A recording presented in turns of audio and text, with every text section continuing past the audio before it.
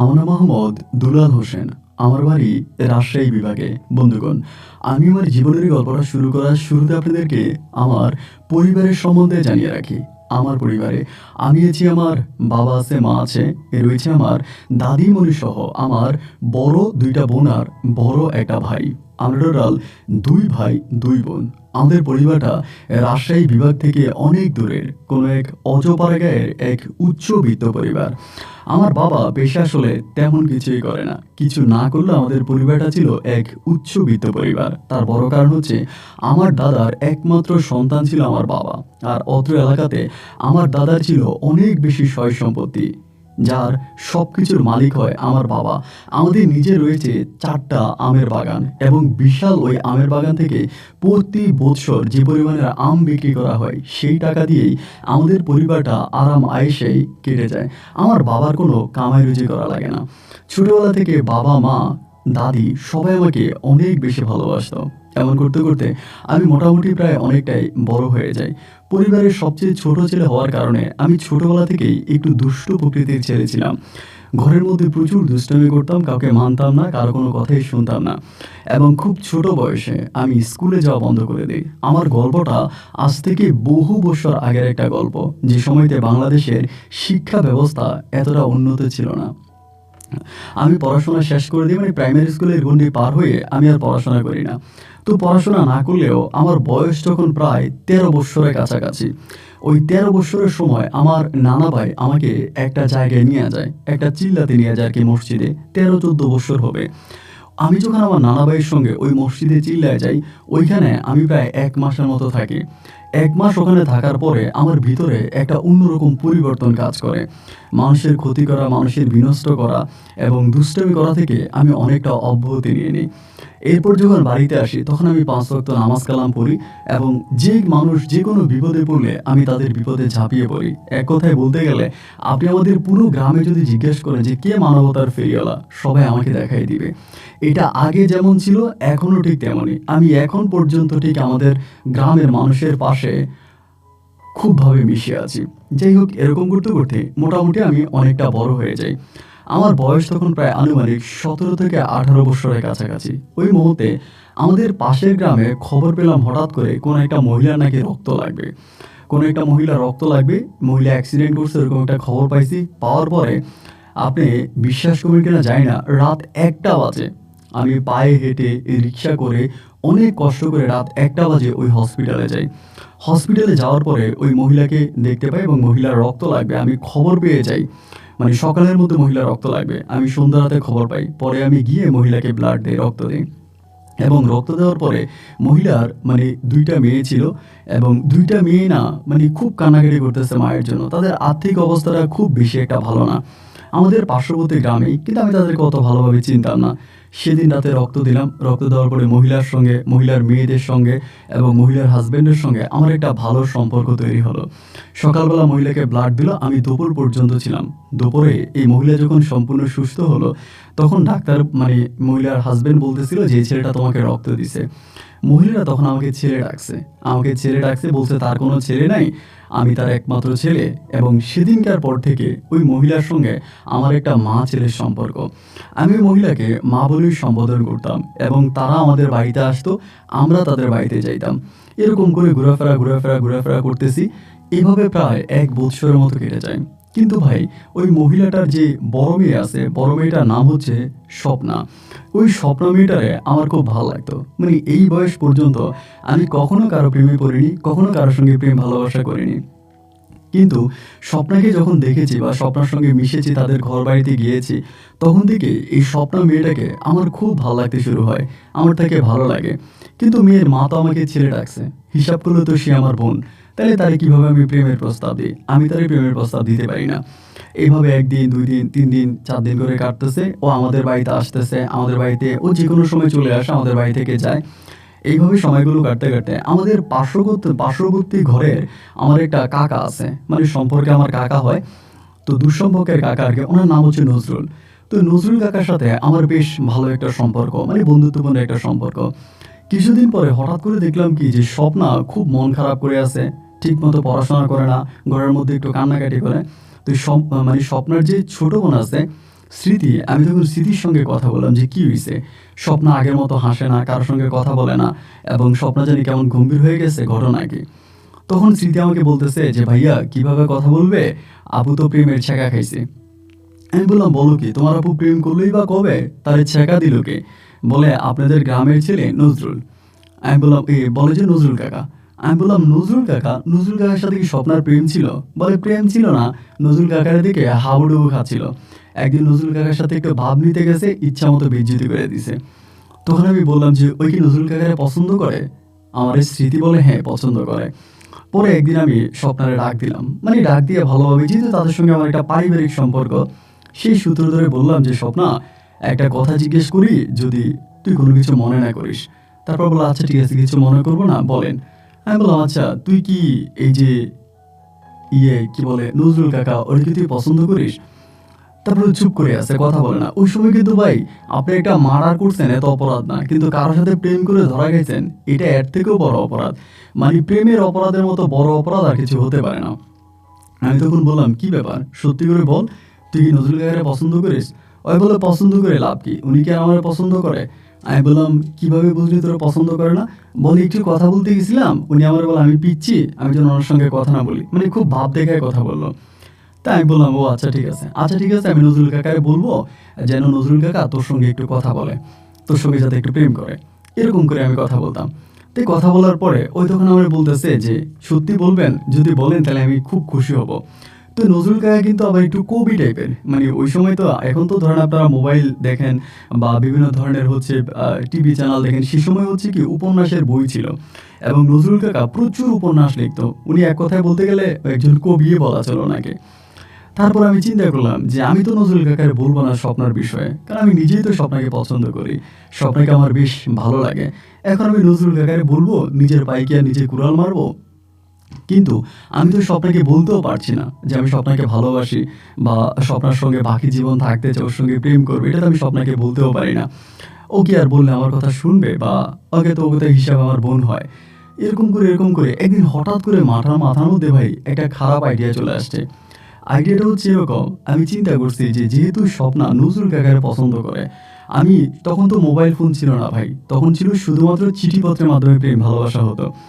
তাই আমি চিন্তা করলাম যে আমি নজরুল কাকা সেজে স্বপ্নার কাছে চিঠি লিখব, এবং লেখার পরে স্বপ্নার সঙ্গে আমার প্রেম হবে।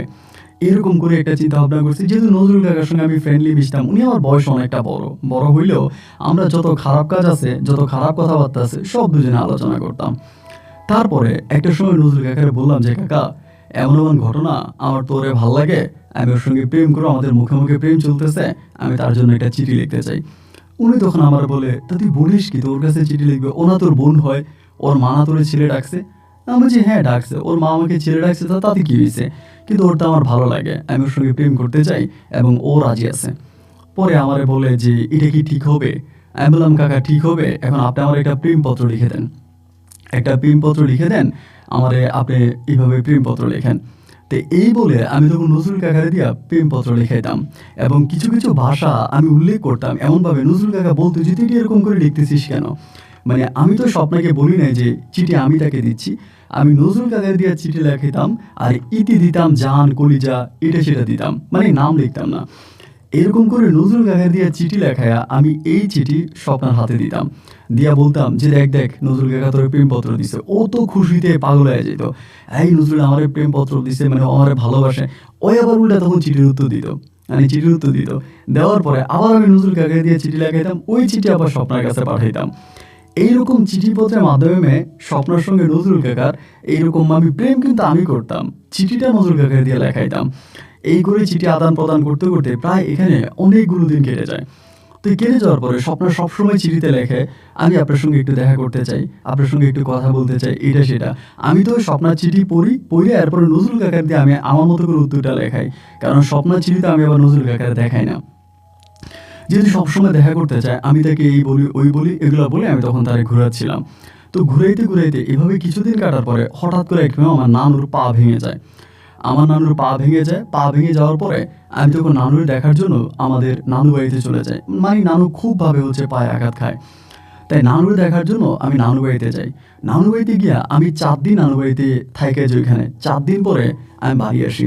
এবং বাড়ি আসার পরে যেদিন স্বপ্নাদের বাড়িতে গেলাম, স্বপ্না দিয়ে কি আর আমার সঙ্গে কথা বলে না, এবং কথা বলে না, খুব রাগ করে আছে।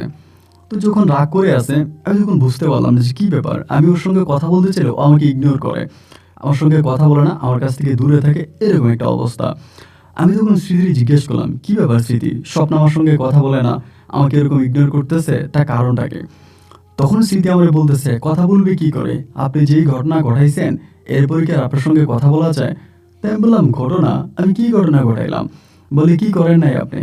আপনি নজরুল কাকারে দিয়ে চিঠি লেখা, এরপরে এই চিঠি আমার আপুর হাতে দিতেন আর বলতেন নজরুল কাকা আপুরে ভালোবাসে, নজরুল কাকা আপুরে মারছে। আমি বললাম, মারছে? কি বলিস তুই, কিভাবে? বলে, নজরুল কাকা একদিন দোকান থেকে যাচ্ছিল আমাদের বাড়ির ওই দিক দিয়া, যাওয়ার সময় দোকান থেকে না কোথেকে জানি যাচ্ছিল, সন্ধ্যার সময় আপু তখন ওনাকে ডাক দিছে, এবং ডাক দিয়ে আপু ওনাকে মানে এভাবে ডাক দিয়ে আপনার গালে চুমু দিয়ে দিছে। সন্ধ্যার সময় বৃষ্টি পড়তেছিল, এরকম মাগরিবের কিছুক্ষণ আগে, অন্ধকার হয়ে যাচ্ছিল, তখন কিন্তু একটু শীতের মৌসুম ছিল। আপু ওনারে চুমু দিছে, এবং চুমু দেওয়ার পরে নজরুল কাকা তখন জুতা দিয়া আপুরে পিটাইছে, এবং পিটানোর পরে নজরুল কাকা যখন জুতা দিয়ে মারতেছে, আপু তখন বলে, আপনি তো আমাকে প্রতিদিন চিঠি লেখেন, তাইলে আপনি আমার সঙ্গে এরকম করেন কেন, আমারে মারলেন কেন? ওই সময় নজরুল কাকা আপুরে বলছে যে, আমি তোমার জন্য চিঠি লিখি না, তোমার জন্য চিঠি লেখে হচ্ছে দুলাল, দুলাল তোমার সঙ্গে প্রেম করে, আমার দিয়ে চিঠি লেখায়, আমি চিঠির ভাষা ভালো লিখতে পারি আর আমার হাতে লেখা সুন্দর, এই জন্য আমাকে দিয়ে চিঠি লেখায়, আমি তো তোমার সঙ্গে প্রেম করি না। এবং এই কথা বলার পরে আপু তখন কান্না করতে করতে ঘরে চলে আসে। এই থেকে আপুর মন অনেক খারাপ, আপু আর কারোর সঙ্গেই কথা বলে না। আমি যখন এই কথা শুনলাম, তখন তো আমি স্বপ্নকে নিয়ে টেনশন করতেছি না, কারণ স্বপ্ন আমার বয়সে ছোট, ওরে আমি ধমক দিলেও আমার কথা শুনবে, এই নিয়ে আমি টেনশন করি না। কিন্তু রে ভাই, আমি টেনশন করতেছি নজরুল কাকারে লইয়া। নজরুল কাকা যদি কোনো, নজরুল কাকা তো এখন বিষয়টা জেনেই গেছে, স্বপ্ন তো অনেকে বলেই দিছে যে কি না কি বলছো নজরুল কাকারে। তো এখন নজরুল কাকা যদি যাই না যায় যে আমি ওনারে দিয়ে চিঠি লেখাই, মানে ওনার নামে আমি বেচা খাইছি, তাহলে তো ভাই উনি আমার আস্ত রাখবে না। আমি তো খুব ভয়ে আছি। আমি তখন বাড়িতে আস্তে আস্তে করে পালায়া পালায়া বেড়াইতেছি, নজরুল কাকার সামনে খুব বেশি একটা পড়ি না, আর উনি দেখলেই তো আমার আর ঠিক রাখবে না। এইভাবে কয়েকদিন ধরে ঘোরাফেরা করতে করতে একদিন হঠাৎ করে নজরুল কাকার সঙ্গে আমার দেখা হওয়ার পরে উনি আমার ডাক দিছে। ডাক যেহেতু দিছে, তখন তো আর ভাই দূরে থাকতে পারি না। পরে কাছে গেছি, যাওয়ার পর আমার বলতেছে, এই তুই এমন কেন রে, এই তুই আমার সঙ্গে এটা কী করলি, এই তুই যে তোর বোনটা এরকম খারাপ কেন, এই সেই। তো নজরুল কাকার কথা শুনে আমি যেটা বুঝলাম যে মূলত নজরুল কাকা ওর কাছে বলে নাই, যে মানে মূল ঘটনাটা নজরুল কাকার কাছে বলে নাই, স্বপ্না বলে নাই, মানে নজরুল কাকা যা বলছে মারছে, স্বপ্না চলে গেছে। তো এই নিয়ে নজরুল কাকার আমার সঙ্গে কোনো কথা বলে নাই, উনি ওখানে স্টপ হয়ে গেছে। এবার আমি লজ্জায় স্বপ্নার সামনে যাই না, স্বপ্নার সঙ্গে কথা বলি না, ওর কাছ থেকে দূরে দূরে থাকি। এরই মাঝে আমার এক ছোট মামা আছে, ইয়াকুব মামা বিদেশে থাকতো, মামা তখন সৌদি আরব থাকে। ইয়াকুব মামা তখন সৌদি আরব থেকে আসছে। সৌদি আরব থেকে আসতে পরে আমি ইয়াকুব মামারে রিসিভ করে দেশে আনছি। আইনা ইয়াকুব মামার সাথে তখন আমার সম্পর্কটা বেশ ভালো, মানে মামা কিন্তু আমার বয়সে কয়েক বছরের বড়, অতটা বড় না। আমার মামা হচ্ছে টোটাল ৫ জন, এবং উনি হচ্ছে সবার ছোট। আমার সব মামারাই তখন ভালো ভালো অবস্থানে আছে, বিদেশে আছে, সবার অবস্থা ভালো। তো ইয়াকুব মামা বিদেশ থেকে আসার পরে ইয়াকুব মামা তখন মোটামুটি বাড়িতে আসছে, উনি বিয়ে শাদী করবে, মেয়ে দেখতেছে। দেখতে দেখতে দেখতে দেখতে একদিন হয়েছে কি, ইয়াকুব মামা আমাদের ঘরে আসছে, মানে বিদেশ থেকে আসার প্রায় ৫-৭ দিন পরে। আসার পরে আমার মা আমারে তখন বলতেছে যে, দুলাল একটা কাজ করতো, একটু স্বপ্নরে ডাক দিয়ে আন। তো স্বপ্না তো মানে পাশের গ্রামে বলতে পাশের বাড়ির আর কি। তখন আমি চিন্তা করলাম যে, কি লেগে স্বপ্নরে কেন ডাকবো? মা বলে, একটু ডাইকে আন না, স্বপ্নার সঙ্গে আমার কথা আছে। আমি বললাম যে, না, আমি স্বপ্নাদের বাড়িতে যাই না, আর স্বপ্নার সঙ্গে আমি কথা বলি না। এই কথা বলার পরে মা তখন করলো কি, এই ইয়াকুব মামারে নিয়ে স্বপ্নাদের বাড়িতে গেছে। বাড়িতে যাওয়ার পরে মাগরিবের কিছুক্ষণ পরে মামারে বিদায় করে মা তখন বাড়ি আসছে। বাড়ি আসার পরে আমি তখন মারে জিজ্ঞেস করলাম যে, মা তুমি গিয়েছিলে কই? মা বলে, তোর ইয়াকুব মামারে নিয়ে স্বপ্নাকে বাড়িতে গেছিলাম। আমি বললাম, তা স্বপ্নাকে বাড়িতে গেলেন কেন? তখন তো স্বপ্নদের সাথে আমাদের পারিবারিক সম্পর্ক, কিন্তু একদম পারিবারিক খুবই ক্লোজ সম্পর্ক। তাই মারে বললাম যে, তুমি স্বপ্নদের বাড়িতে কেন গেলা? মা বলে, তোর ইয়াকুব মামা তো মেয়ে খুঁজতেছে বিয়ে করার জন্য, এখন ওর তো কত মেয়ে দেখালাম, পছন্দ হয় না। এখন স্বপ্ন তো আমাদের মানে পরিবারের মধ্যেই, এবং স্বপ্নার মা যেহেতু তোর ছেলে ডাকছে, ওরা তো আমি বোন ডাকছি, সেই হিসাবে আমি স্বপ্নারে দেখা আনলাম। আলহামদুলিল্লাহ, তোর মামা স্বপ্নারে দেখেই সঙ্গে সঙ্গে পছন্দ করে ফেলছে, এবং সেই স্বপ্নাকে বিয়ে করার জন্য এক পায়ে খাড়া। শুই না তো ভাই আমি শেষ। আয় হায়, বলে কি? আমি বললাম, মা এটা কি বলো, স্বপ্না কি মামারে দেখছে? আর মামার সাথে স্বপ্নার বয়সের কত পার্থক্য! স্বপ্ন তো মামারে বিয়ে করতে পারে না। স্বপ্ন হয়তো আমার থেকেও বড় জোর হলে ১ বছরের ছোট হবে ওরকম, বা আমার সমবয়সী হবে। কিন্তু এই মামার সঙ্গে তো ওর যায় না। মার বললাম যে মা এটা তুমি কি বলতেছো, মামার কত বয়স, স্বপ্নার বয়স কত কম, এটা কি হয় নাকি? আমার মা তখন বলতেছে আরে কম হইলে কি হয়েছে, মেয়েদের বয়স একটু কমই থাকে, ছেলেদের বয়স একটু বেশিই থাকে, এইটাতে কোনো সমস্যা নাই, এই বিয়েতে কোনো বাধাও নাই। আমি তখন মায়ের বললাম মা আমার কাছে মনে হয় কি যে স্বপ্না মনে হয় এই বিয়েতে রাজি হবে না। মা তখন বলে কেন রাজি হবে না কেন? আমি বললাম স্বপ্ন তো মানে ও যেরকম আমার সঙ্গে কথাবার্তা বলে তো সবসময়, যেরকম ছেলে তার পছন্দ, মামা কিন্তু সেরকম ছেলের মধ্যে পড়ে না। এই জন্য মনে হয় কি যে স্বপ্না মামারে পছন্দ করবে না। মা তখন বলতেছে তুই পাকনামি করবি না, তোরে তো পাকনামি কথা বলার দরকার নেই, স্বপ্ন অবশ্যই পছন্দ করবে, কেন করবে না, আমার ভাই কি দেখতে শুনতে খারাপ নাকি? এবং এরকম করে মা দেখলাম একেবারে মানে খুব কঠিনভাবে নেমে গেছে স্বপ্নার সঙ্গে আমার বিয়ে করাই দিবে। আমি তখন পড়ে গেলাম বিপদে, আয় রে খোদা আমি এখন কি করব? আমি তো ওই স্বপ্নার সঙ্গে, আমি কিন্তু স্বপ্নাকে তখন মনে প্রাণে ভালোবাসি, যদিও আমাদের মাঝে একটা ঝামেলা হয়েছে, স্বপ্না কিন্তু আমাকে ভালোবাসে না, আমি কিন্তু ওর খুব বেশি ভালোবাসি। পরে দেখলাম যে মা বিয়ের বিষয় নিয়ে সামনের দিকে যাইতেছে এটা সেটা। এবার আমি একদিন জোর করে স্মৃতির মাধ্যমে স্বপ্নার সঙ্গে কথা বলছি, ঘরের মধ্যে আমার সঙ্গে কথা বলতে চায় না। আমি বললাম যে দেখ স্বপ্না, আমি তোমার কাছে ক্ষমা চাই, আমি যেটা করছি এটা আমি ভুল করছি, আসলে মূলত তোমাকে আমার ভালো লাগতো, আর তোমার মা তো আমাকে মানে ছেলে ডাকছে হিসেবে তো তুমি আমার বোন হও, তো এই কারণে আমি বলতে ভয় পাইছিলাম। ও বলে তোমার সাথে মানে আপনার সাথে তো আমার কোনো রক্তের সম্পর্ক নাই, আমার মা আপনাকে ছেলে ডাকছে অতটুকুই, সুতরাং আপনি তো আমাকে প্রেম প্রস্তাব দিতেই পারতেন, এতে তো কোনো বাধা ছিল না, কিন্তু আপনি কেন আমার সঙ্গে এত বড় গেমসটা খেললেন এবং এই এই কি বলে আপনি আমাকে নজরুল কাকা দিয়ে আমার মায়ের খাওয়াইলেন, এটা কেন করলেন? আমি বললাম আচ্ছা স্বপ্না সব কিছুর জন্য আমি তোমার কাছে ক্ষমা চাই, আমি তোমার কাছে ক্ষমা চাই, তুমি আমাকে মাফ করে দাও, কিন্তু স্বপ্না এগুলো বাদ দাও, আমরা এখন যে বিপদে পড়তে যাচ্ছি ওই বিপদের মতো তো আর কোনো বিপদ হতে পারে না। স্বপ্না আমাকে বলে এখন বিপদ, এখন কিসের বিপদ? আমি বললাম কিসের বিপদ তুমি জানো না, কি চলতেছে? ও বলে কি চলতেছে? আমি বললাম আমার মামা যে তোমার দেখে গেছে, আমার ইয়াকুব মামা, এই খবর কি তোমার আছে? ও বলে হ্যাঁ দেখে গেছে তো, মামা তো আমার আপনি তোমার ইয়াকুব মামা তো আমার পছন্দও করছে, সে মামা হয়ে যদি প্রস্তাব দিতে পারে, আর তুমি আমারে, আমার মা তোমারে কেমন ভাই ডাকছে, তুমি আমার প্রস্তাব দিতে ভয় পাও, এই কেমন ছেলে ডাকছে তুমি আমার প্রস্তাব দিতে ভয় পাও, তো তোমার মামা তো আমার প্রস্তাব দিছে, সে আমাকে বিয়ে করবে। আমি বললাম তো মামা তোমার বিয়ে করবে, তুমি কি এই বিয়েতে রাজি?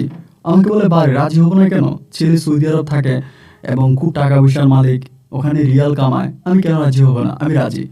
আমি বললাম স্বপ্না তোমার সঙ্গে মামার পার্থক্যটা দেখছো, মামার বয়স কত বেশি, তোমার বয়স কত কম, এ তো কম বয়সে তুমি মানে মামার মতো একটা লোকের কেন বিয়ে করবা, দুনিয়া থেকে ছেলের অভাব পড়ছে?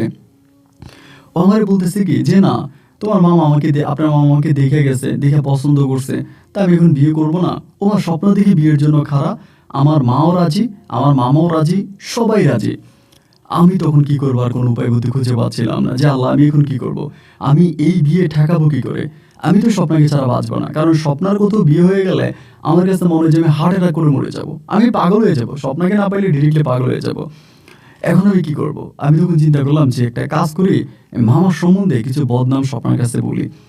প্রথমত আমি স্বপ্নাকে বললাম যে স্বপ্না আমার মামার কিন্তু শারীরিক সমস্যা আছে, মামারে তুমি উপর দিয়ে দেখো ফিটফাট কিন্তু ভিতরে সদরকাঠ, মামারে বিয়ে করলে মামা কিন্তু কোনোদিনও বাবা হতে পারবে না, আর এছাড়া আমার মামার শরীরের সমস্যা আছে, মামাকে নিয়ে আমি অনেক কবিরাজ ডাক্তার দেখাইছি, মামার শারীরিক সমস্যা আছে। ও আমাকে বলতেছে শারীরিক সমস্যা থাকলেও আমার কোনো সমস্যা নাই, আমিও নাকি বিয়ে করতে রাজি আছি। যতভাবেই চেষ্টা করতেছি, যাই করতেছি, কোনোভাবেই আমি এই বিয়ে ঠেকাইতে পারতেছি না। এবং স্বপ্ন তো আমাকে ভালোবাসে না, এমন না যে সে আমাকে ভালোবাসে, আমি একটা মানে কঠিনভাবে একটা চাপ প্রয়োগ করতে পারি যে তুই তো আমাকে ভালোবাসো, এটাও তো আমি পারি না, কারণ সে তো আর আমাকে ভালোবাসে না। আমি তখন পাগল হয়ে গেছিলাম, এমন কোনো মানুষ নাই, ওই নজরুল কাকারে পর্যন্ত ধরছি, উনি আমার বলে এই বেটা তোর কি এখনো বিয়ের বয়স হয়েছে, তোর বড় ভাইয়ের এখনো বিয়ে করে নাই, তোর বড় বোনদের এখনো বিয়ে হয় নাই, তা তুই বিয়ের জন্য পাগল হয়ে গেছিস, কি শুরু করছিস সেগুলো, এখন তোর বিয়ে করতে হবে না। মানে উনিও তখন আমাকে ঠেকাচ্ছিল। আমি সর্বোচ্চ চেষ্টাটা করছি, শেষ পর্যন্ত আমি না পাইয়া আমার মামার কাছে গেছি, মানে ইয়াকুব মামার কাছে।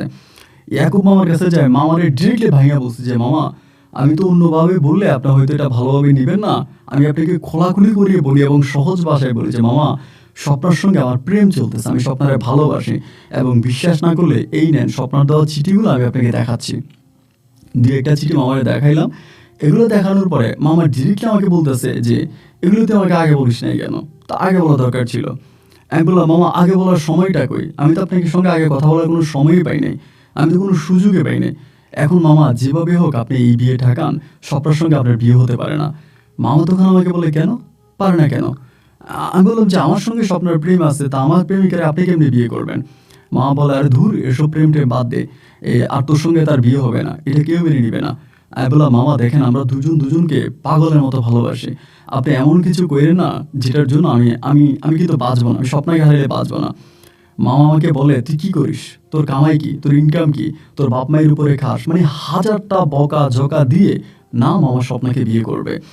আমি যত চেষ্টা করলাম আমার হাত থেকে স্বপ্নাকে ছুটানোর জন্য, বা যাতে মামা বিয়েটা না করে, কিন্তু কোনোভাবেই আমি এটা থেকে রেহাই পাইলাম না। না, মামা স্বপ্নাকে বিয়ে করবে করবে, মামার আর কোনো কথা নেই। শেষ পর্যন্ত আমি আর পারলাম না, না পারে এবার মামা স্বপ্নাকে বিয়ে করে ফেললো। স্বপ্নও রাজি, মামাও রাজি, এবং দুজনের বিয়ে হয়ে গেছে। যেদিন স্বপ্নার বাসর রাত, সেদিন মনে হয় আমার জীবনে একটা কিয়ামতের রাত ছিল ভাই। আমি চিৎকার করে কাঁদছি, মানে এই কান্না আমার মনে হয় আমার জীবনে আমি কখনোই এভাবে কাঁদি নাই। স্বপ্নার বিয়ের সময়, স্বপ্নার বিয়ের দিন আমি যেভাবে কান্না করছি। স্বপ্নার বিয়ে হয়ে গেল এবং যথারীতি আমার মামা স্বপ্নাকে বিয়ে করে ফেললো, এবং তখন তো তাদের মাঝে গভীর প্রেম। মামা বিয়ে করছে, বিয়ে করে 3 মাস দেশে ছিল, থাইকা মামা চলে গেছে। মামা আবার চলে গেল সৌদি আরবে। তখন স্বপ্না তো আমার সম্পর্কে মামা নেই। আমি গেলে ওই আমার তখন বলে যে, তুমি আমার মাকে ডাকো, আগে তো বোন ডাকতে, এবার মা ডাকো। এমনি এমনি কথা বলতে, আমার মামুনি বলো, আমার মা বলো। খুব খারাপ লাগতো, এবং আমি একটা সময় মানে সহ্য করতে পারতেছিলাম না যে আমি কি করব। স্বপ্নার উপরে একদিকে আমার প্রতিশোধ, দ্বিতীয় দিকে ভালোবাসা।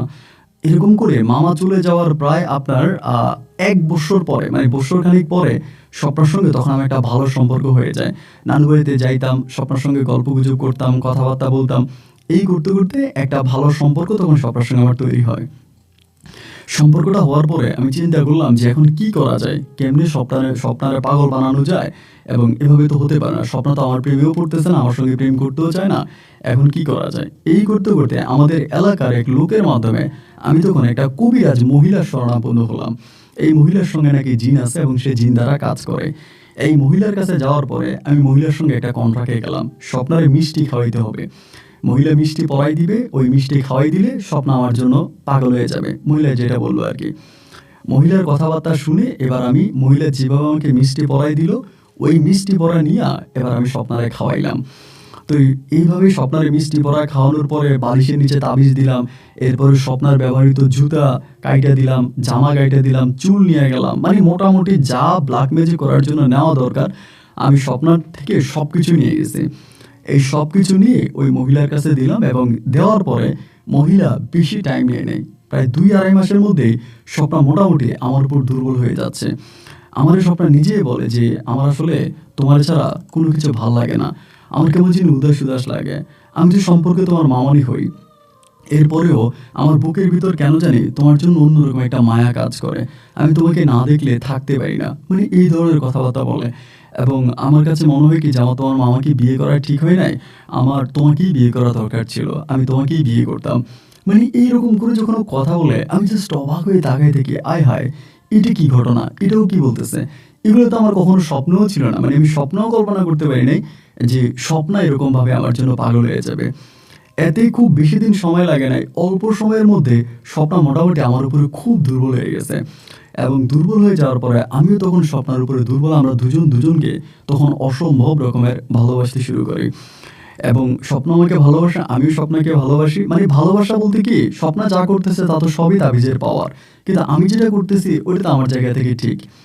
এমন করতে করতে আমি তখন স্বপ্নার সঙ্গে আমাদের ওই নানার বাড়িতে গোপনে গোপনে শারীরিক সম্পর্ক পর্যন্ত করতে শুরু করি। শারীরিক সম্পর্ক করতেছি করতেছি করতেছি, এবং এরকম করতে করতে একটা সময় স্বপ্না তখন গর্ভবতী হয়ে যায়। স্বপ্না যখন গর্ভবতী হয়ে যায়, এবং গর্ভবতী হওয়ার কিছুদিন পরে তার এই যে তাবিজের পাওয়ারটা সম্ভবত কেটে যায়।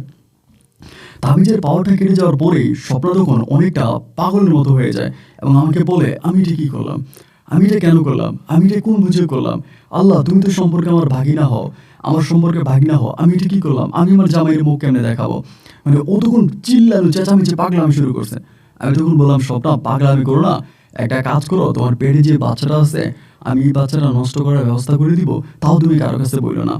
ওই তখন বলে, তুমি মনে আমার কিছু একটা করছো, আমি নাইলে কেন তোমার সঙ্গে এই কাজটা করে ফেলা। মানে ওই তখন পুরো সিনক্রেট শুরু করে দিয়েছে, চিল্লা চিল্লি ঝামেলা, মানুষ জড়ো করা, এমন একটা অবস্থা। আমি বললাম, স্বপ্না তুমি আমার সঙ্গে এরকম করো না।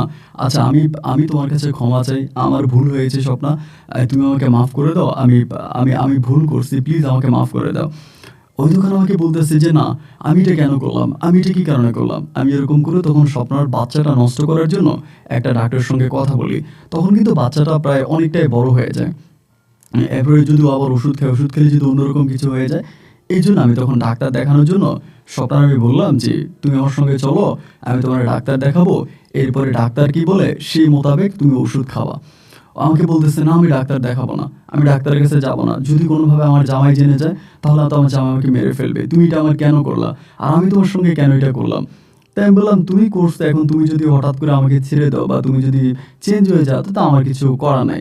ও আমাকে বলতেছে আমি তোমার সঙ্গে এটা কখনোই করতাম না, বাট আমি কিভাবে করছি এখন তো আমি এটা নিজেও বুঝতেছি না, আমি কি পাগল হয়ে গেছি, তুমি তো সম্পর্কে আমার ভাগিনা হও। এগুলো বলার পরে আমি তখন করলাম কি, আমাদের এলাকাতে কবির বকুল বলে একজন ডাক্তার আছে, সবাই কবি ডাক্তার বলে, আমি কবি ডাক্তারের কাছে নিয়ে গেছি। আমি ভালোরে মনে করে কবি ডাক্তারের কাছে নিয়ে গেছি। নিয়ে যাওয়ার পরে কবি ডাক্তারকে আমি দেখাইছি, দেখানোর পরে কবি ডাক্তার দেখছে, দেখে বললো যে ঠিক আছে, সে ওষুধ দিচ্ছে, ওষুধের মাধ্যমে চলে যাবে। কবি ডাক্তারে করলো কি, এই ঘটনা জানার পরে তো জানে যে স্বপ্না এবং ওর হাজবেন্ড হচ্ছে বিদেশে থাকে, এগুলা জানার পরেও কবি ডাক্তার তখন করলো কি, এই ঘটনা আমার নানুর কাছে এসে বলে দিচ্ছে যে এমন এমন ঘটনা, আপনাদের এই আপনার ছেলের বউ, ছেলে তো থাকে বিদেশে, আপনার ছেলের বউর পেটে বাচ্চা আসছে, এখন এই বাচ্চা কোত্থেকে কি। এগুলো বলার পরে আমার মামা তখন করলো কি, আমার নানু তখন করলো কি, বিষয়টা আস্তে আস্তে করে জানাজানি করতে শুরু করলো। আমার মাকে জানাইলো, আরও মানুষদেরকে জানালো, এরকম করে মামার কানেও তখন খবরটা চলে গেছে। মামার কানেও যখন খবরটা চলে গেছে তখন তো ধরেন মামার অবস্থা খারাপ। মামা বিদেশ থেকে, হ্যাঁ এটা কীভাবে হইলো, কেন এই কাজটা করলো, আমি তো মানে ওরে আমি মেরে ফেলবো, ওরে এই করবো সেই করবো। মামা প্রচুর পাগলামি করতেছে বিদেশে, আমি ওরে বাঁচায় রাখবো না, ও কেন এই কাজটা করছে, এম কে এর পেটের বাচ্চার বাবাকে। আরে বারবার সবাই জিজ্ঞেস করে, মামা জিজ্ঞেস করে, নানু জিজ্ঞেস করে, তখন তো সবাই জেনে গেছে। ওই কিন্তু তখন আর ওষুধ খাচ্ছে না। যখন এটা জানাজানি হয়ে গেছে ওই তখন ওষুধ খাওয়া বন্ধ করে দিছে, ওষুধ খায় নাই। মানে যেদিন ওই বেটা ওষুধ দিছে ওই দিনে আয়সা বলে দিছে, তো ও রাতের বেলা ওষুধ খায় নাই, ঝামেলা সে রাতের বেলা ওষুধ খায় নাই। না খাওয়ার পরে আমি তখন তারা বলতেছি, স্বপ্ন তুমি ওষুধটা খাও, বাচ্চারা নষ্ট করো।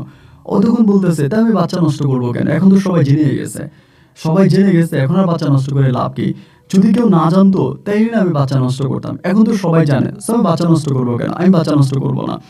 আমি স্বপ্নকে বারবার বলি স্বপ্ন বাচ্চাটা নষ্ট করে ফেলো, ও তখন ওষুধগুলো পানিতে ফালাই দিচ্ছে, ওষুধ খাবে না। এদিক দিয়ে নানি করলো কি, এই ঘটনা পুরো এলাকাবাসীকে জানাই দিল। জানাই দেওয়ার পরে আমি একদিন স্বপ্নের, তখনও কিন্তু কেউ জানে না যে এই ঘটনা আমি ঘটাইছি বা স্বপ্নের সঙ্গে আমার সম্পর্ক ছিল এটা সেটা। যদিও মামা একটু সন্দেহ করেছিল, সন্দেহ করে মামা নানুকে জিজ্ঞেস করেছিল যে দুলাল বাড়িতে আসে কিনা বা দুলালের সঙ্গে আমার ওয়াইফের সম্পর্ক কীরকম। তো সবসময় হচ্ছে গিয়া নানু বলছে যে না দুলাল তো আসে, কিন্তু দুলাল ওরকম ছেলে না, দুলাল কখনোই তোর বোর্ড দিকে ওভাবে তাকায় না, এবং দুলাল যথেষ্ট ভালো ছেলে। মানে মামা নানু কোনোভাবে আমাকে দোষারোপ করবে না মামার কাছে।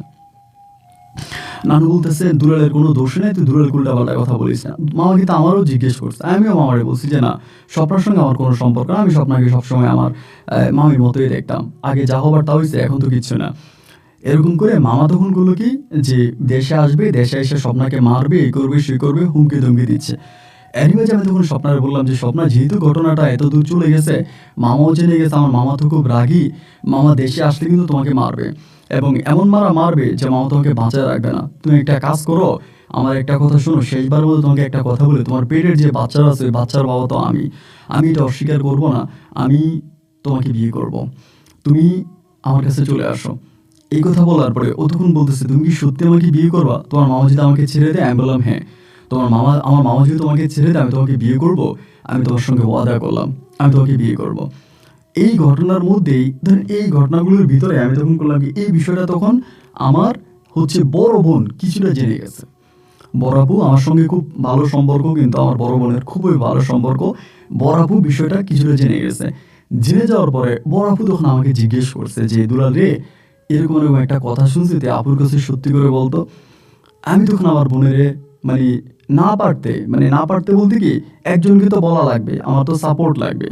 ওই সাপোর্টের জন্য তখন আমি আমার বরাবরে বললাম যে আপু তুমি যেটা শুনছো এটা মিথ্যা না, এটা কিন্তু সত্যি, আসলে কিন্তু স্বপ্নার সঙ্গে আমার এগুলো হয়েছে। এগুলো শোনার পর তো আমার আপু তো প্রচুর খেপে গেছে, এটা তুই কেন করলি, তুই জানিস না স্বপ্ন তোর মামানি হয় এবং মামির সঙ্গে মানুষের কাজ কেমনে করে। আমি বললাম, তো আপু আমি তো মামাকে বলছিলাম যে মামা আপনি স্বপ্নার বিয়ে করে না, স্বপ্নার সঙ্গে আমার প্রেম আছে, কিন্তু মামা তো আমার কথা শুনে নাই।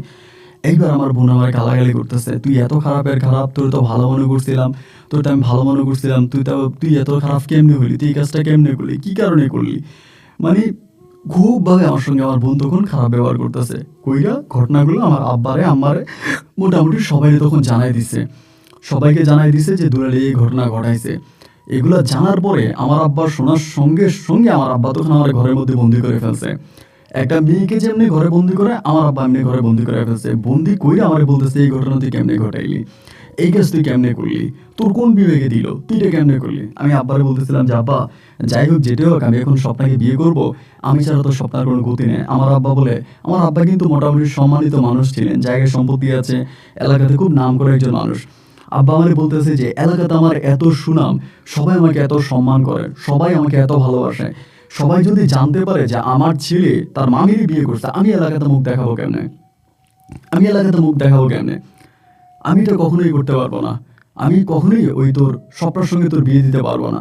আমি আব্বারে বললাম যে আব্বা আমি তো এত বড় একটা ঘটনা ঘটাইলাম এবং আমার কারণে স্বপ্নের পুরো জীবনটা আব্বু নষ্ট হয়ে গেছে, আমার কারণে স্বপ্নের জীবনটা নষ্ট হয়ে গেছে। আব্বা এমন কিছু কইরে না যে কারণে স্বপ্না কিন্তু আত্মহত্যা করবে। আমার আব্বা বলে আত্মহত্যা করলে আত্মহত্যা করবে, এমন মেয়ের আত্মহত্যা করা দরকার যে মেয়ে কিনা ভাগিনের সঙ্গে খারাপ কাজ করে। আমি ওই মেয়ে তোর তোর ঘরে বই মেয়েকে বানাবো না। এবং তখনও আমার বড় ভাই বিয়ে করেনি। আমার আব্বা বলে এখনো তোর বড় ভাই বিয়ে করেনি, আমি তোরে কেমনি বিয়ে করাবো। সে সময় আব্বা কিন্তু বড় ভাইকে বিদেশ পাঠানোর জন্য একজনের সঙ্গে কথাবার্তা বলতে ভিসাও আসছে, এরকম মানে আমার বড় ভাই কিন্তু ভিসা চলে আসছে। আসার পরে আমার আব্বা তখন করলো কি যে সবার কাছে বলা বলি করতেছে এই বিষয় দিয়া আমার পাঠাই দিব। এখন কিন্তু মানে আগে কিন্তু নামের উপরে বিষয় চলে আসতো, মানে নাম বলতে কি ধরেন একজনের বিষয় দিয়ে আরেকজনে যেতে পারতো। এখন তো ধরেন আগে পাসপোর্ট পাঠায় ভিসা লাগে তারপরে আসে, ওই সময় কিন্তু এরকম ছিল না। ওই সময় ছিল কি যে ধরেন আমার ভাইয়ের জন্য ভিসা আসছে, আমি ওই ভিসা দিয়ে চলে যেতে পারবো। আমার আব্বা তখন করলো কি যে আমার বড় ভাইয়ের জন্য ভিসা আসছে, ওই বিষয়তে আমার পাঠিয়ে দিবে। আব্বা তখন এই প্রক্রিয়া করতেছে, ঘরের মধ্যে আমাকে আটকায় রাখছে। আর ওই দিক দিয়ে মামা বিদেশ থেকে আসতেছে, মামাও আসতেছে। এই অবস্থার মধ্যে মামা তখন বিদেশ থেকে চলে আসছে।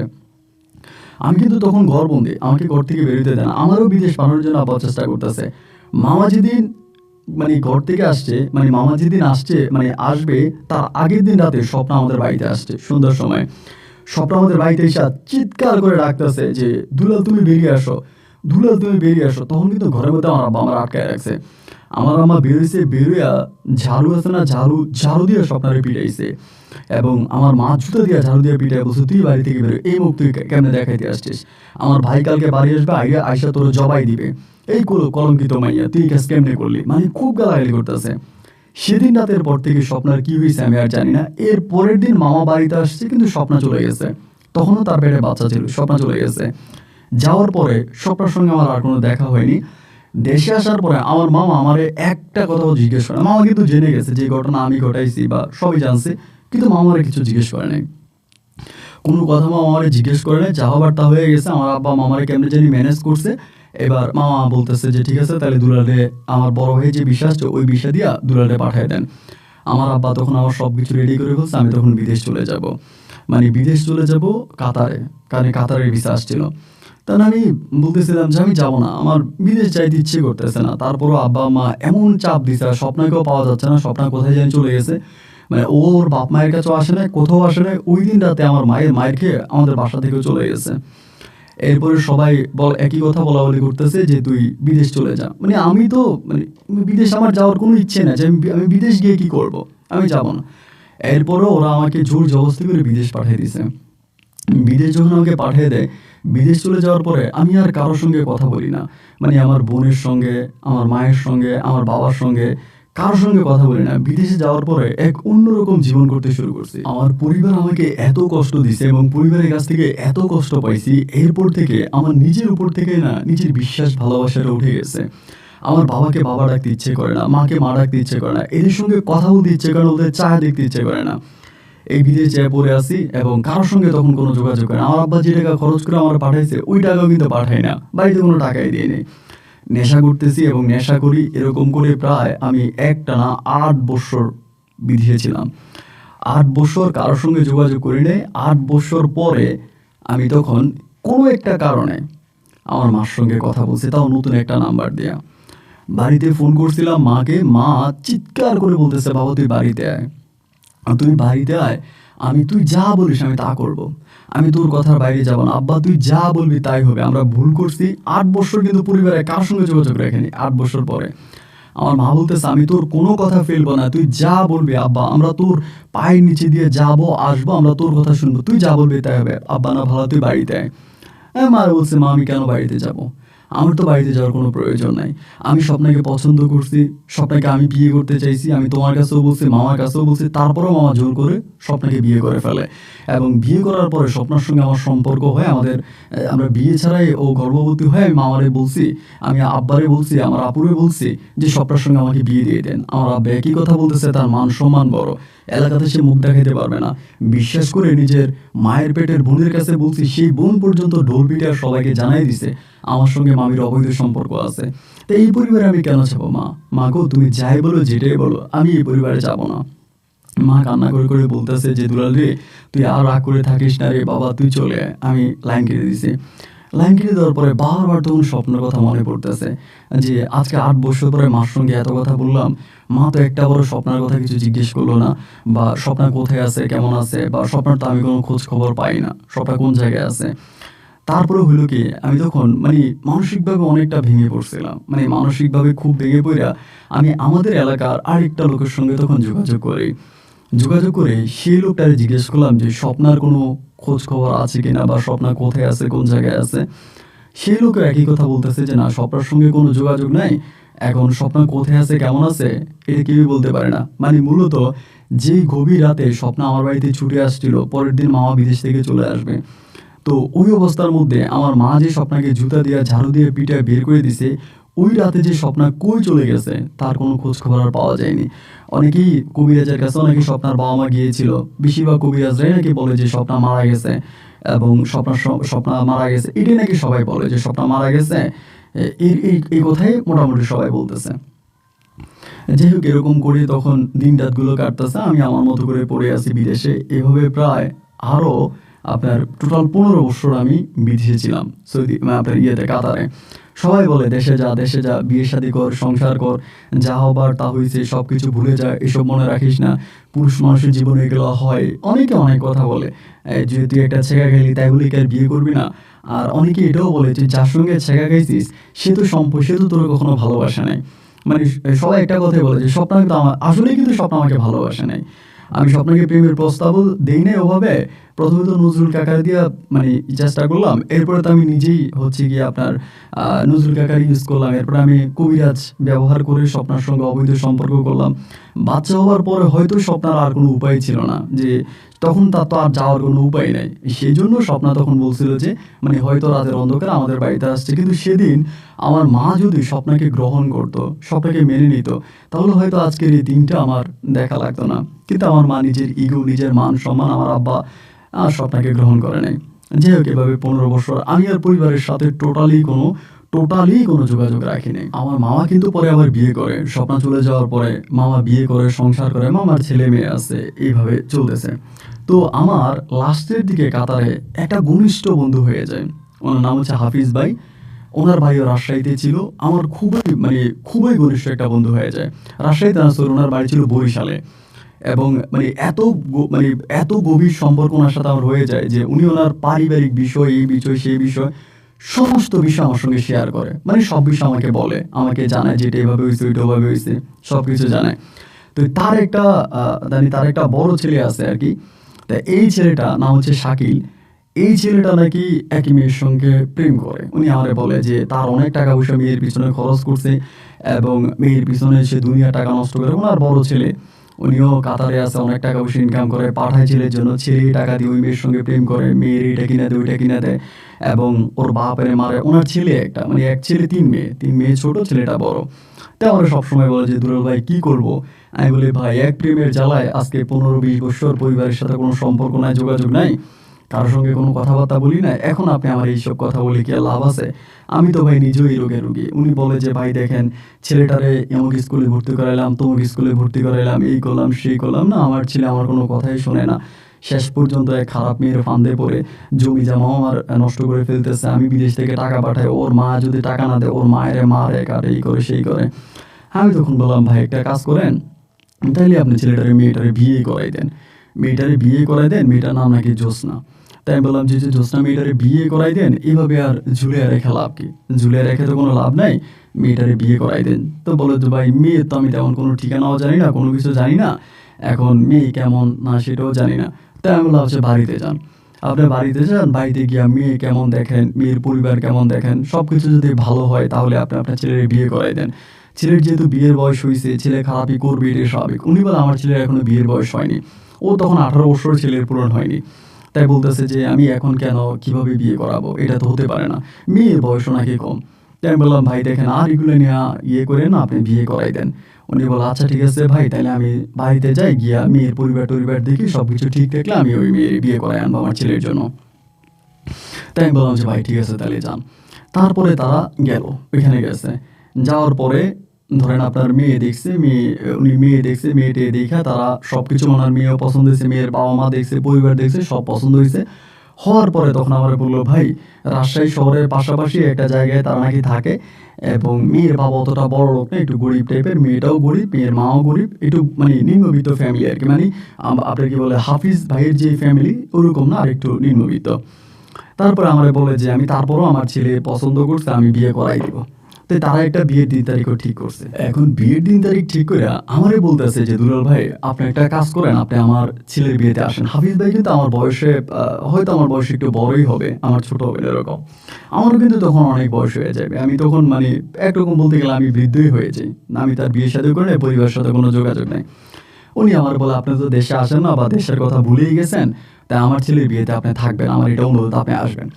আমি বললাম ভাই রে তখন প্রায় আমার 18-20 বছর হয়ে গেছে, না এরকমই হবে, আমি তো কাউন্ট করিনি, হয়তো 16-17 বা 18-20 এরকম হবে।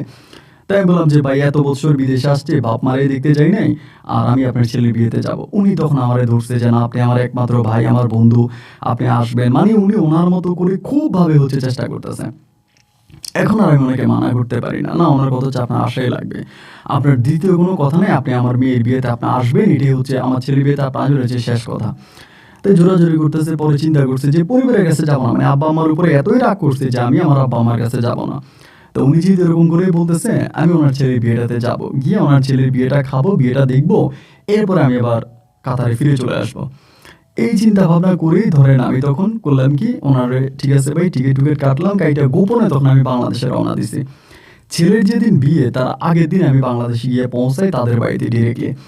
আমি তাদের বাড়িতে যাওয়ার পরে উনি তখন সবার সঙ্গে পরিচয় করাই দিতেছে, আমার নাম দুলাল, এবং আমার আমি এত বছর কাতারে থাকি, ওনার সঙ্গে আমার সম্পর্ক না। আমার কাছে কিন্তু তখন টাকা মুত্রুস, প্রচুর টাকা আছে, মানে অনেক টাকা সোজা কথা বলতে গেলে ভাই, কারণ আমি তো 1 টাকা আমার পরিবারকে দিই নাই, আপনি কয়েক কোটি টাকা বলতে পারেন আমার কাছে পড়ে আছে, ব্যাংকে পড়ে আছে, এখানে ওইখানে পড়ে আছে, বা আমি ওগুলো কোনো ইউজও করতেছি না, এভাবে পড়ে আছে। তো ওনার ছেলের বিয়েতে আমি আপনার 3 ভরির ওজনের একটা চেন দিলাম।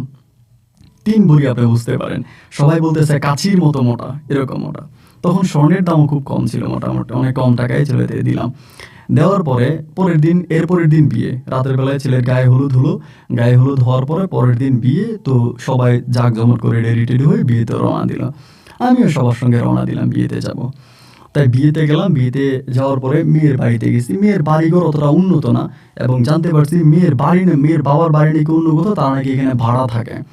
তো এটা নাকি ছেলের বাবা কিছুদিন আগে জানতে পারছে, আগে নাকি তাদের বাড়ি মনে করছিল, এখন জানে যে ভাড়া থাকে। তা আমরা যাওয়ার সময় আমাদের গাড়ি একটু সমস্যা হয়ে গেছিল, যাওয়ার পথে কয়েকটা গাড়িতে সমস্যা দেখা দিচ্ছে, আর এটা অনেক দূরে, মানে ওনার বাড়ি থেকে মেয়ের বাড়ি বহু দূরে। জানি না এই ছেলে কেমনে কেমনে ওইখানে সম্পর্ক তৈরি করলো বা কেমনে কি করলো, মেয়েরও নাকি বয়স কম, কিন্তু মেয়েরই দেখি নাই।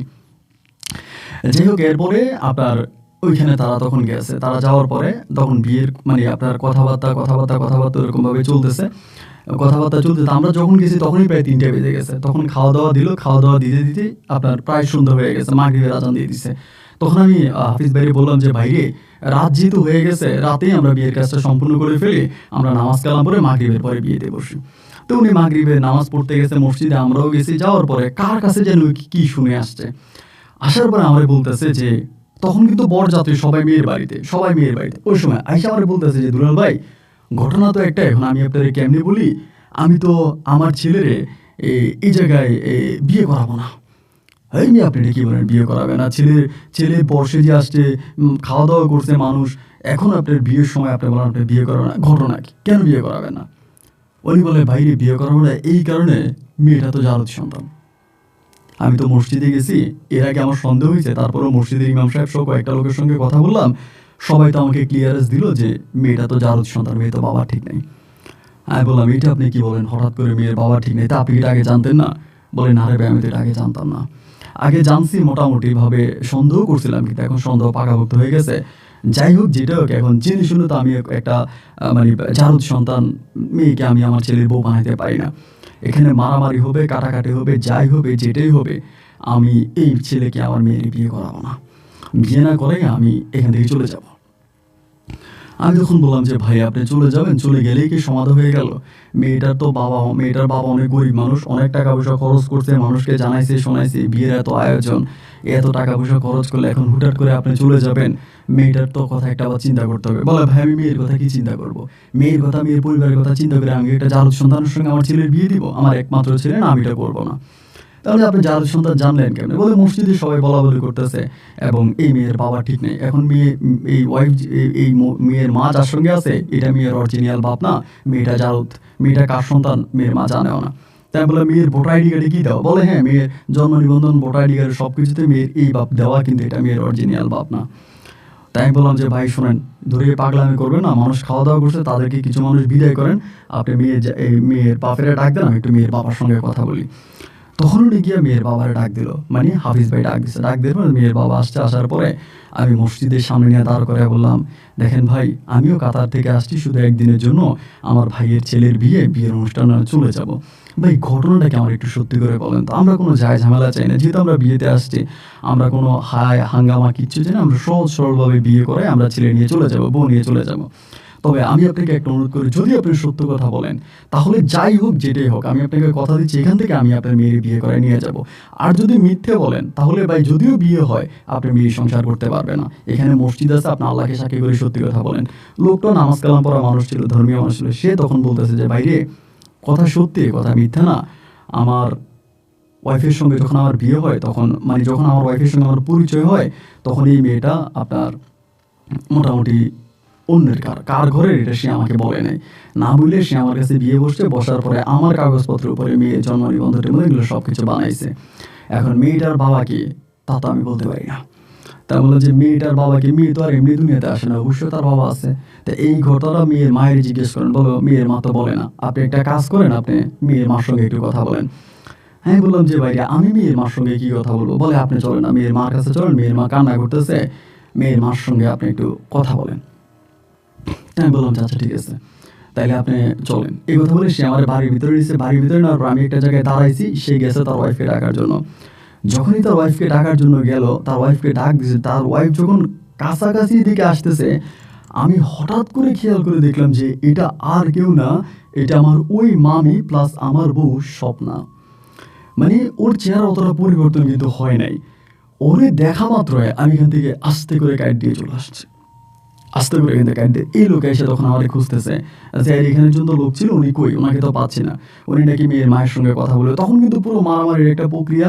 কেউ বলতেছে থানায় ফোন দেন, কেউ বলতেছে এই ফোন দেন, কেউ বলতেছে ওই ফোন দেন, এখানে মারামারি করবো, এই করবো সেই করবো, মেয়ের মায়েরও পিটাবো, মেয়েরও পিটাবো, জারদ সন্তান, এইটা সেটা, মানে খুব বড় ধরনের একটা হাঙ্গামার মধ্যে গিয়ে আমি তখন কি করবো আর মানে উপায় বুদ্ধি পাচ্ছিলাম না, উপায় বুদ্ধি পাচ্ছি না কি করা যায় এই জায়গায়। তাই মেয়েরও কিন্তু মারবে, মানে ছেলের পক্ষ কিন্তু রেডি হয়ে আসছে, মেয়েরই পিটাবে, মেয়ের মা বাপ সবাই বেরোবে, তারা তো অসহায়, তারা তো মায়ের খাবে। মেয়ের মা বলতেছে মেয়ের মায়ের হাতে কোরআন শরীফ দিও, উনি বলতেছে মেয়ের মা অসীম, মেয়ের মায়ের হাতে কোরআন শরীফ দিয়ে বলবো যে এই মেয়ে কার বলেন।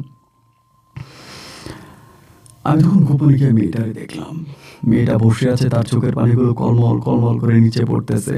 হায় হায় রে খোদা, যদি সত্যি এই মেয়ে পেটে থাকে তাহলে তো এটা আমার মেয়ে, তাহলে তো এটা আমার মেয়ে। আমি তখন মেয়ের বাবার রোগে, মানে এই যে মেয়ের জ্যোৎস্নার বাবারে আমি আলাদা আবার ডাক দিচ্ছি, ডাক দিয়ে বলতেছি আমি আপনার ওয়াইফের সঙ্গে একটু কথা বলতে চাই। পরে বলে ভাই আমার ওয়াইফ আর কারোর সঙ্গে কথা বলবে না, আমার ওয়াইফ আর কারোর সঙ্গে কথা বলবে না, আপনারা থানা ফোন দেন, পুলিশ ফোন দেন, আমাদেরকে মারেন কাটেন যাই করেন, বিয়ে হইলে হবে, না হলে না, আমরা আর কিছু চাই না। মেয়ের মা আমার সঙ্গে কথা বলে না, মানে স্বপ্ন আমার সঙ্গে কথা বলে না। আমি তখন গিয়া হাফিজ ভাইয়ের হাতটা ঘপ করে ধরলাম, ধরে আমি বললাম হাফিজ ভাই কথা আছে চলেন। তখন কিন্তু তারা থানাতে ফোন দিয়ে দিছে, থানার পুলিশে তখন আসতেছে। হাফিজ ভাই নিয়ে একটু লোকের আড়াল হয়ে বললাম, হাফিজ ভাই মেয়েটাকে কেন বিয়ে করাবেন না? বলো ভাই এটা তো জারদ সন্তান, আমি কেন জারদ সন্তান আমার ছেলের বিয়ে করাবো? আমি বললাম ভাই যদি একটা কথা বলি তাহলে কি আপনার ছেলেটাকে বিয়ে করাবেন? বলে আপনি কি বলবেন বলেন না। আমি বললাম যদি এমন হয় এই জ্যোৎস্না মেয়েটা আমার মেয়ে হয় তাহলে কি বিয়ে করাবেন? উনি বলে ভাই আপনি আবেগী মানুষ, আবেগী কথাবার্তা বলেন, আমার ছেলের জীবন তো আর আবেগ দিয়ে কাটবেন। আমি বলি এই মেয়ে আবেগ না, দাঁড়ান, কই যান? আপনি আমার গল্প শুনেন নাই? বলে শুনছি।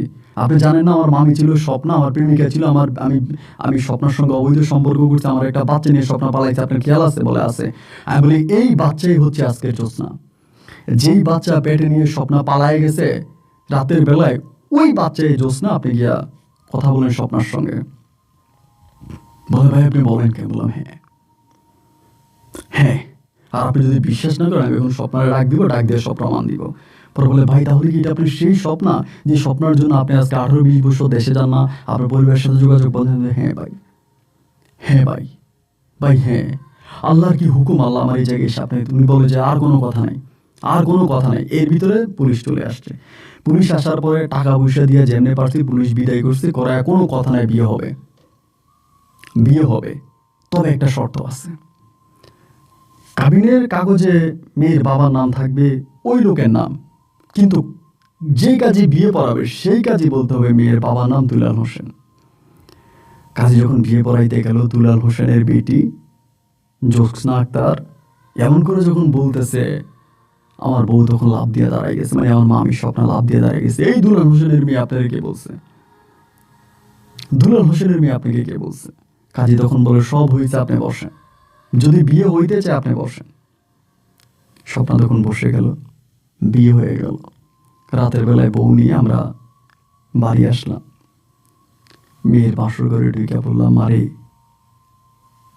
আমি তোর হতভাগ্য পিতা। মেয়ের বাসর ঘরে ঢুকা মারে আমি তোর হতভাগ্য পিতা মোহাম্মদ দুলাল হোসেন। তখন মেয়ে আমারে বলে আমার মা কিন্তু বলতো আমার বাবার নাম দুলাল হোসেন। বাসর ঘরে মেয়েটারে জড়াই ধরলাম, ছেলেটারে নিয়ে বললাম এটা আমার মেয়ে।